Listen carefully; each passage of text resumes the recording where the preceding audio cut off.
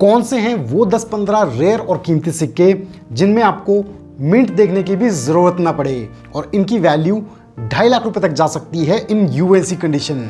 Half आना के इन सिक्कों में आखिर मिंट मार्क को कैसे आइडेंटिफाई करें, तो आप सभी के ऐसे बहुत से इंटरेस्टिंग क्वेश्चंस आज हम कवर करने वाले हैं चिल्लर ज्ञान के इस Q&A में, जो कि है CGQA 74। सो हेलो एवरीवन, मेरा नाम है रोहित और मैं एक्सक्लूसिवली बात करता हूं इंडियन कॉइन्स यानी कि भारतीय सिक्कों के बारे में, जिन्हें हम देसी भाषा में कहते हैं चिल्लर। सो वेलकम टू चिल्लर ज्ञान।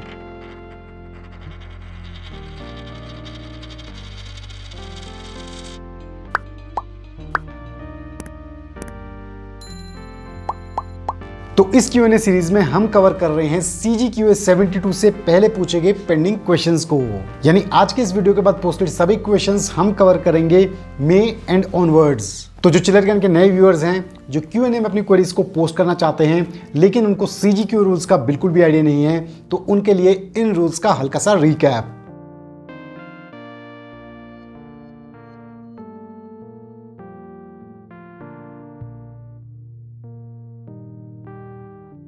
आप सभी को इन रूल्स को अच्छे से फॉलो करना है, क्योंकि तभी आपके क्वेश्चंस Q&A वीडियोस में लिए जाएंगे। तो अगर आपने वीडियो को अभी तक लाइक और चैनल को सब्सक्राइब नहीं किया है तो फटाफट से कर दीजिए। तो बिना किसी देरी के डायरेक्टली स्विच करते हैं आप सभी के क्वेश्चंस पे और स्टार्ट करते हैं आज का ये Q&A, जो कि है CGQA 74। तो सबसे पहला क्वेश्चन पूछा है जयबीर सिंह जी ने। ये जानना चाहते हैं कि रिपब्लिक इंडिया कॉइन्स में कौन से वो डेफिनेटिव और कमेमोरेटिव कॉइन्स हैं जो रेयर कैटेगरी में आते हैं और जिनमें हमें मिंट मार्क देखने की ज़रूरत ना पड़े, जैसे कि 1954, 1970 के 1 रुपये कॉइन्स। तो ऐसे ये बाकी सभी सिक्कों के बारे में जानकारी चाहते हैं। तो जयबीर जी, इससे पहले कि मैं आपके क्वेश्चन का जवाब दूं, ये अप्रोच इतनी सही नहीं है कि आप इतने ईजी मैनर में रेयर सिक्कों को जानें और यहीं तक अपनी नॉलेज को सीमित करें। अगर आप कॉइन कलेक्शन को अच्छे से फॉलो करना चाहते हैं तो आपको कॉइन्स में नज़र आने वाली varieties, mint marks, mule coins, इन सभी को अच्छे से स्टडी करना चाहिए। लेकिन फिर भी मैं आपको बता देता हूं उन सिक्कों के बारे में जो आते हैं रेयर से ऊपर कैटेगरी में और जिनमें आपको मिंट मार्क देखने की कोई ज़रूरत ना पड़े। तो सबसे पहला है ईयर 1955 में जारी किया गया ये 2 आनास कॉइन। ये हमें देखने को मिलता है केवल और केवल बॉम्बे मिंट से। ये सिक्का आज की डेट में आता है एक्सट्रीमली रेयर कैटेगरी में और फाइन कंडीशन में ही इसकी वैल्यू 10,000 प्लस है, जबकि यूएनसी कंडीशन में ये सिक्का 35,000 प्लस जा सकता है। नेक्स्ट बात करते हैं कुछ एक्सट्रीमली रेयर 50 पैसे कॉइन्स की। 1957 का ये जो 50 पैसे है ये भी देखने को मिलता है केवल और केवल बॉम्बे मिंट से।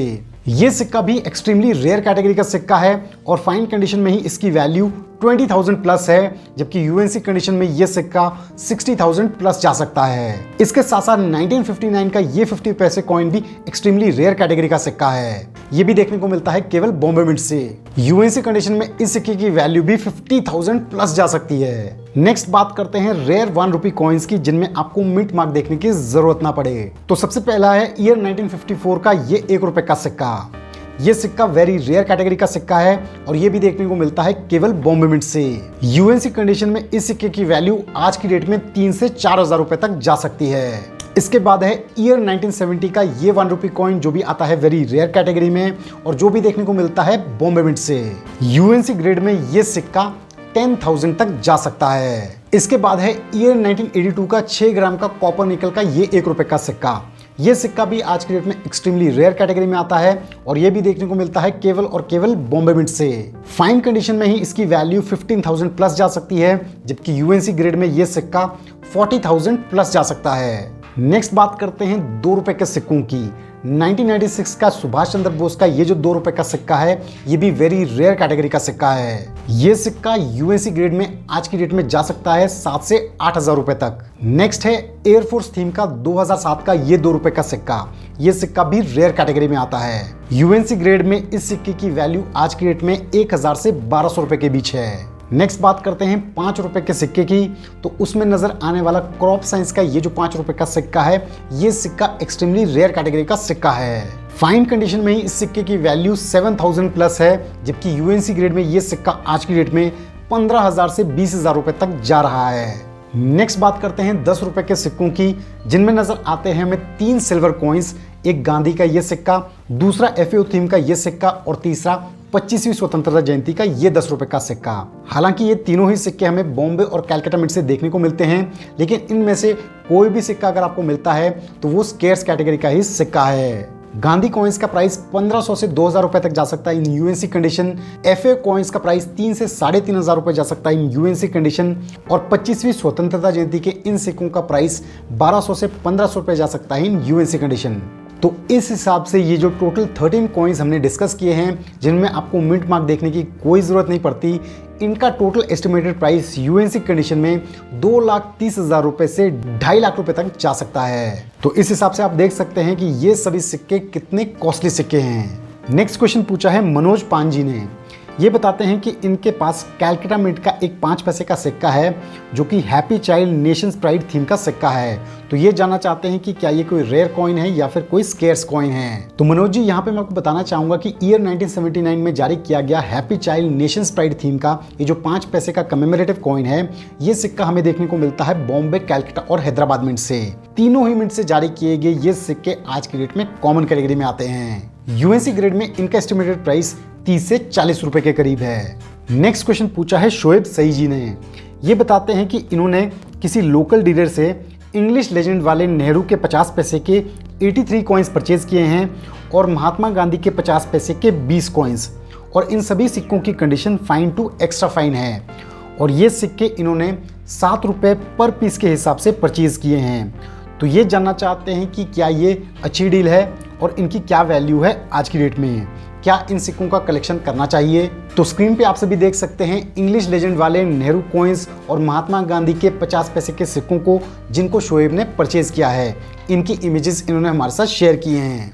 तो शोएब के इस क्वेश्चन के माध्यम से मैं बाकी सभी व्यूअर्स को बताना चाहूँगा कि इंग्लिश लेजेंड वाले 50 पैसे के नेहरू जी के जो सिक्के हैं वो हिंदी लेजेंड के मुकाबले थोड़े कम नज़र आते हैं, इसलिए स्केर्स कैटेगरी में आते हैं और थोड़ी सी ज़्यादा कीमत रखते हैं। फाइन से एक्स्ट्रा फाइन कंडीशन में इनकी वैल्यू 15 से 20 रुपए के करीब है। और जो 50 पैसे के गांधी जी के सिक्के हैं उनकी एस्टिमेटेड वैल्यू 10 से 15 रुपए के करीब है। तो इस हिसाब से अगर आपने 7 रुपए पर पीस के हिसाब से ये सिक्के परचेज किए हैं तो मेरे हिसाब से ये एक काफ़ी अच्छी डील है। लेकिन फिर भी यहाँ पे मैं आपको एक अपना पर्सनल एडवाइस देना चाहूँगा। अब यहाँ पे आपने नेहरू जी के 83 कॉइन्स और गांधी जी के 20 कॉइन्स परचेज किए हैं, तो इससे ये समझ में आता है कि ये सभी सिक्के आपने अपनी कलेक्शन में तो हमेशा के लिए नहीं रखने हैं, आपने फ्यूचर में सेलिंग के पर्पज से ही परचेज किए हैं। तो इसलिए यहाँ पे मैं आपसे कहना चाहूँगा कि अगर आप ऐसे कॉमन कॉइन्स पे पैसे इन्वेस्ट कर रहे हैं तो बेशक थोड़े एक्स्ट्रा पैसे खर्च करके यूएनसी कॉइन्स में पैसे इन्वेस्ट करें, यानी कि इन्हीं सिक्कों को बेटर कंडीशन में परचेज करें, क्योंकि ऐसा करने से आपको इन सिक्कों को फ्यूचर में सेल करने में आसानी होगी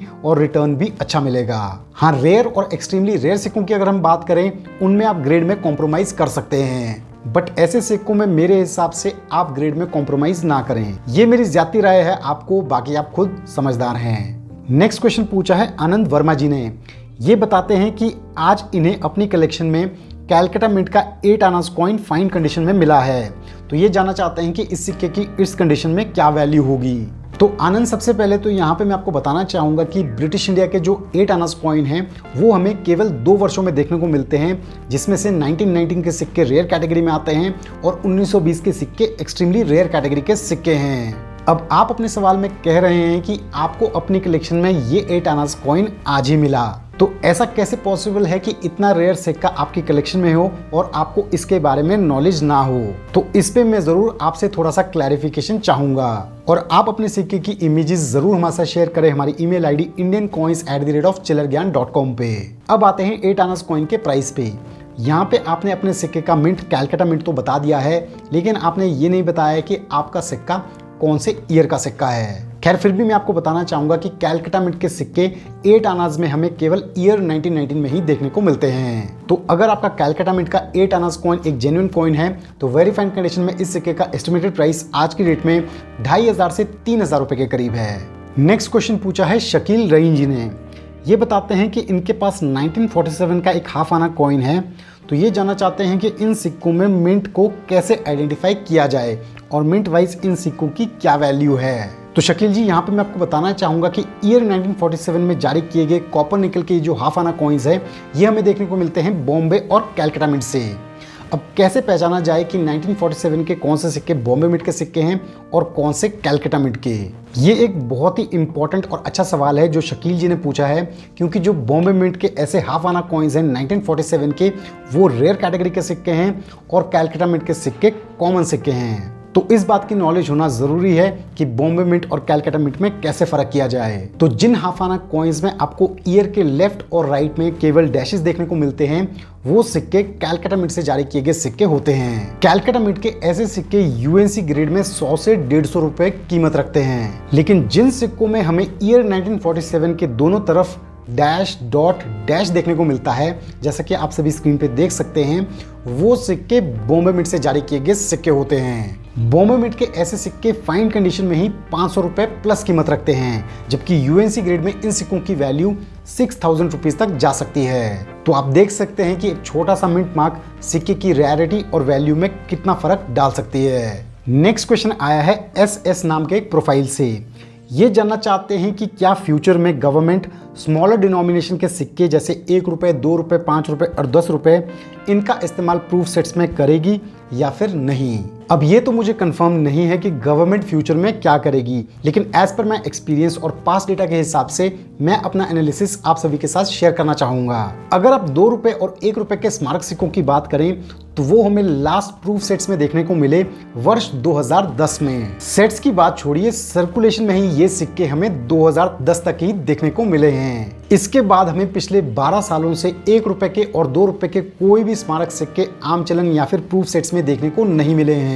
और वैसे भी 2 रुपए और 1 रुपए फेस वैल्यू के सिक्कों की बाइंग वैल्यू बहुत कम रह गई है। तो इन सभी फैक्टर्स के बेसिस पे मेरे हिसाब से 1 रुपए और 2 रुपए के स्मारक सिक्के आम चलन में देखने को ना ही मिले फ्यूचर में, और प्रूफ सेट्स और यूएनसी सेट्स में भी ना नजर आए।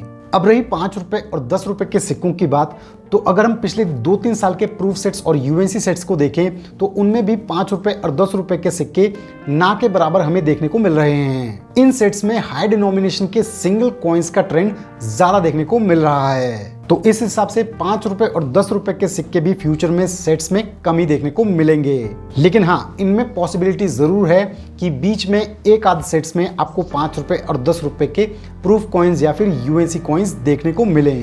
नेक्स्ट क्वेश्चन पूछा है गुलशन रावत जी ने।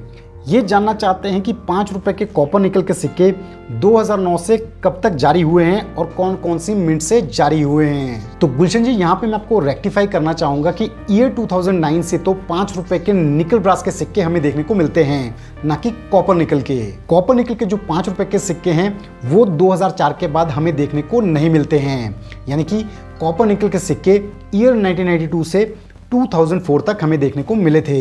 नेक्स्ट क्वेश्चन पूछा है सादफ यूसुफ जी ने। ये बताते हैं कि इनके पास 1862 का एक 1 रुपी कॉइन है और 1917 का एक 1 रुपी कॉइन है, जिसकी इमेजेस इन्होंने हमारे साथ शेयर की हैं। तो ये जानना चाहते हैं कि क्या ये दोनों सिक्के रेयर सिक्के हैं और इनकी क्या वैल्यू है आज की डेट में। तो सादफ, 1917 का आपका जो किंग जॉर्ज 5 का 1 रुपी कॉइन है, ये सिक्का कैलकाटा मिंट का सिक्का है और ये सिक्का आज की डेट में कॉमन कैटेगरी में आता है। इस कंडीशन में इस सिक्के का एस्टिमेटेड प्राइस 800 से 900 रुपए के करीब है। और दूसरा आपका जो 1862 का विक्टोरिया क्वीन का 1 रुपी सिल्वर कॉइन है, ये बॉम्बे मिंट का सिक्का है और इस कंडीशन में इस सिक्के का एस्टिमेटेड प्राइस 900 से 1000 रुपए के करीब है। नेक्स्ट क्वेश्चन पूछा है अजय हल्द्वानी जी ने। ये जानना चाहते हैं कि मैसूर यूनिवर्सिटी थीम का जो 5 रुपए का सिक्का है, उसके फर्स्ट ट्राई की आज की डेट में क्या वैल्यू है। तो अजय, सबसे पहली बात तो यहाँ पे मैं आपको बताना चाहूँगा कि मैसूर यूनिवर्सिटी थीम का आपका जो सिक्का है, ये कोई फर्स्ट ट्राई कॉइन नहीं है। जो फर्स्ट ट्राई कॉइन्स होते हैं उनका फिनिश एकदम मिरर फिनिश होता है, यानी कि एकदम प्रूफ कॉइन लाइक, जैसा कि आप स्क्रीन पे देख सकते हैं। ये एक फर्स्ट ट्राई कॉइन है। आपका जो सिक्का है वो सेकेंड स्ट्राइक कॉइन है और वो भी बहुत लो कंडीशन में। आपका सिक्का एक कॉमन कैटेगरी का सिक्का है और इस कंडीशन में इसकी वैल्यू इसके फेस वैल्यू के बराबर ही है, यानी कि 5 रुपीज। नेक्स्ट क्वेश्चन पूछा है संजय मलिक जी ने। इन्होंने अपने एक सिक्के की इमेजेस हमारे साथ शेयर की हैं। तो ये जानना चाहते हैं कि क्या ये कोई रेयर सिक्का है और इस कंडीशन में इसकी क्या वैल्यू है। संजय, आपका ये सिक्का ईयर 1857 में जारी किया गया ईस्ट इंडिया कंपनी का 1 क्वार्टर आना कॉइन है, जो हमें फॉरेन मिंट बर्मिंघम से देखने को मिलता है। ये एक रेयर कैटेगरी का सिक्का जरूर है, लेकिन आपके सिक्के की कंडीशन बहुत ही ज्यादा पुअर है। जो सिक्के के लेजेंड्स है वो रिवर्स साइड में बिल्कुल भी विजिबल नहीं है, तो इसे मैं कोई खास कलेक्टेबल कॉइन नहीं कहूंगा इस कंडीशन में। तो संजय के इस क्वेश्चन के साथ हमने कंप्लीट किए इस Q&A सीरीज के कुछ और पेंडिंग क्वेश्चंस आज के इस Q&A में, जो कि था CGQS 74। आई होप आप सभी को अपने क्वेश्चंस के सेटिस्फैक्टरी जवाब मिल गए होंगे और बाकी सभी व्यूअर्स को भी इन क्वेश्चंस के जवाब से कुछ ना कुछ सीखने को जरूर मिला होगा। अभी भी आप सभी के बहुत सारे पेंडिंग क्वेश्चंस बाकी हैं जिन्हें हम कवर करने वाले हैं आने वाले नेक्स्ट Q&As में, तो उन वीडियोस को बिल्कुल मिस ना करें। और हाँ, अगर आप देखना चाहते हैं हमारे बहुत ही इंटरेस्टिंग व्लॉग वीडियोस और बेहतर से जानना चाहते हैं मुझे और चिल्लर ज्ञान की एडिटर को, तो जरूर चेक करें हमारा दूसरा चैनल मियां मिठू ऊपर आई बटन पे क्लिक करके। So thanks for watching our video. मैं जल्दी अपलोड करूंगा अपना next Q&A video, so stay tune to Chillar Gyan. Till then, जय हिंद।